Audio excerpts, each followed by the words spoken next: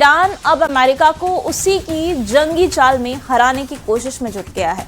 Iran ने दावा किया है कि उसने जॉर्डन में अमेरिका के 3 F-35 लड़ाकू विमान मार गिराए हैं।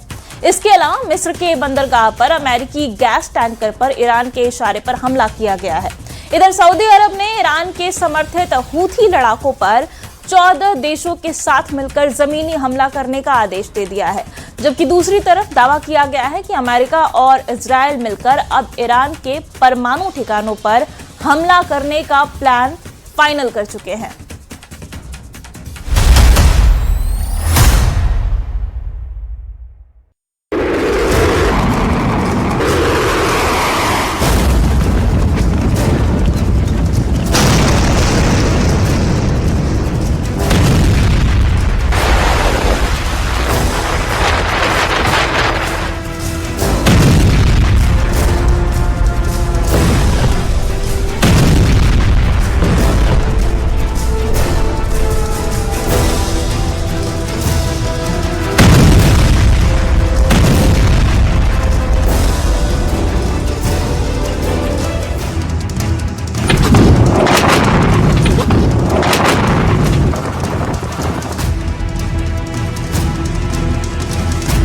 तबाह किए 3 F-35 जेट, ईरानी दावे से ट्रंप के उड़े होश।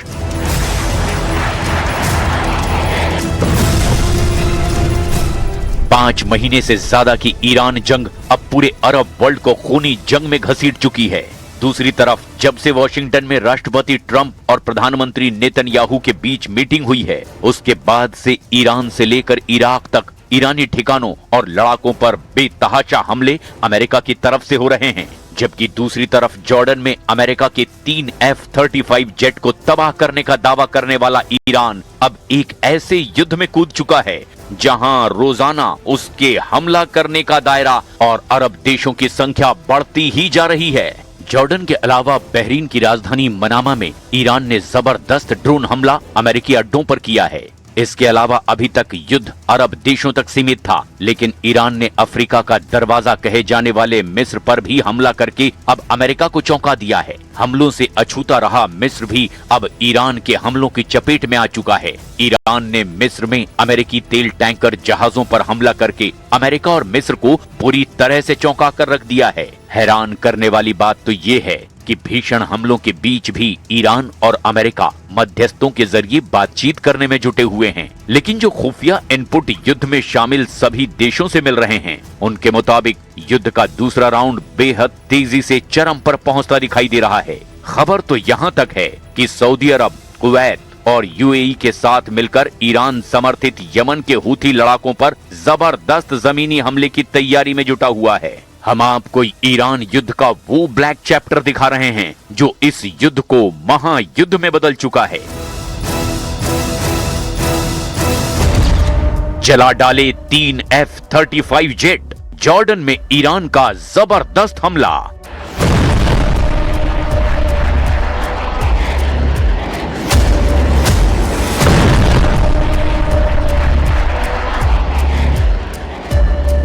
पश्चिम एशिया की जमीन पर महायुद्ध अब अपनी सबसे खौफनाक सीमा को लांघ चुका है। हवा में गरजते F-35 लड़ाकू विमान, आसमान को चीरती बैलिस्टिक मिसाइलें और समंदर की लहरों पर मंडराते सुसाइडर ड्रोन पिछले 24 घंटों में युद्ध का दायरा इराक से लेकर मिस्र के मुहाने तक फैल चुका है।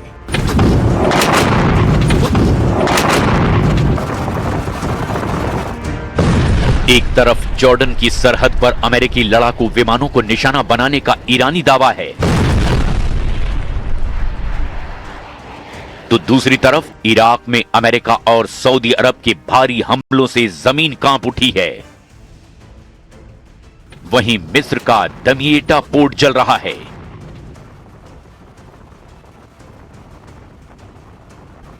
और सऊदी अरब ने हूथी विद्रोहियों के खिलाफ अपनी सैन्य ताकत का अब तक का सबसे बड़ा मोर्चा खोल दिया है। पहले आप ये जान लीजिए कि अमेरिका के F-35 जेट को तबाह करने को लेकर ईरान ने दावा क्या किया है और अमेरिका ने इस खबर पर क्या बयान दिया है। कहानी की शुरुआत होती है जॉर्डन की हवाई सीमा से। पिछले 24 घंटों में ईरान के रिवोल्यूशनरी गार्ड्स यानी IRGC ने जॉर्डन में अमेरिकी सैन्य ठिकानों पर बैलिस्टिक मिसाइलों और ड्रोन से भीषण बौछार कर दी है। 30 जुलाई 2026 को ईरानी स्टेट मीडिया और IRGC कमांड ने बड़ा दावा करते हुए कहा कि जॉर्डन के ऊपर अमेरिका के 3 सबसे अत्याधुनिक F-35 स्टील्थ फाइटर जेट्स को मार गिराया गया। ईरान का दावा है कि उसके नए मिसाइल डिफेंस नेटवर्क ने अमेरिकी एयर सुप्रीमेसी को चकनाचूर कर दिया है।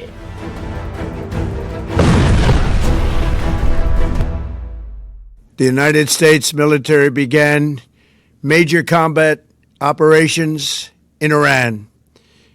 Our objective is to defend the American people by eliminating imminent threats from the Iranian regime, a vicious group of very hard, terrible people. दोनों पक्षों के दावों के बीच इस झड़प ने यह साबित कर दिया कि जॉर्डन अब अमेरिका और ईरान से सीधे टकराव का नया एपिसेंटर बन चुका है।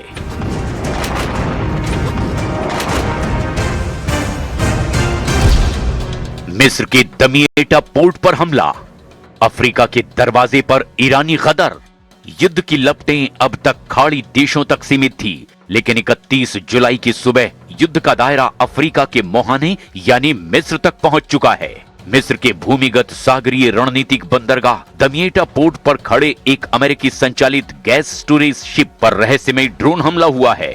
हमले के बाद बंदरगाह पर हड़कंप मच गया और गैस टैंकर में भीषण आग लग गई। इस हमले के तुरंत बाद शक की सुई यमन के हूथी विद्रोहियों की ओर घूमी, लेकिन हूथी मीडिया नेटवर्क ने तुरंत बयान जारी करके इस हमले में अपना हाथ होने से साफ इनकार कर दिया। मिस्र के राष्ट्रपति और राष्ट्रीय सुरक्षा परिषद की आपातकालीन बैठक भी बुला ली गई। खुफिया एजेंसियों का मानना है कि यह हमला स्वेज नहर के व्यापारिक मार्ग को ठप करने की एक सोची समझी साजिश है। अगर मिस्र इस युद्ध में प्रत्यक्ष रूप से घिसटता है तो फिर वैश्विक ऊर्जा आपूर्ति श्रृंखला का तबाह होना तय माना जा रहा है। ड्रोन हमले के पीछे ईरान का हाथ भी माना जा रहा है।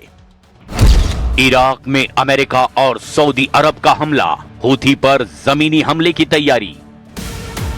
इराक की जमीन पर संयुक्त रूप से अमेरिका और सऊदी अरब ने अब तक का सबसे भीषण हमला बोल दिया है। इराक में मौजूद ईरान समर्थित मिलिशिया गुटों और पॉपुलर मोबिलाइजेशन फोर्सेस यानी कि PMF के गोला बारूद डिपो और कमांड सेंटर्स पर अमेरिका और सऊदी फाइटर जेट्स ने एक साथ बमबारी की है।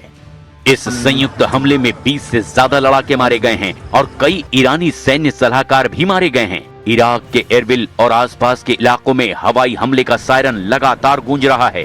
उधर दूसरी तरफ सऊदी अरब ने यमन के हूथी विद्रोहियों के खिलाफ एक बड़े और निर्णायक सैन्य अभियान की तैयारी पूरी कर ली है।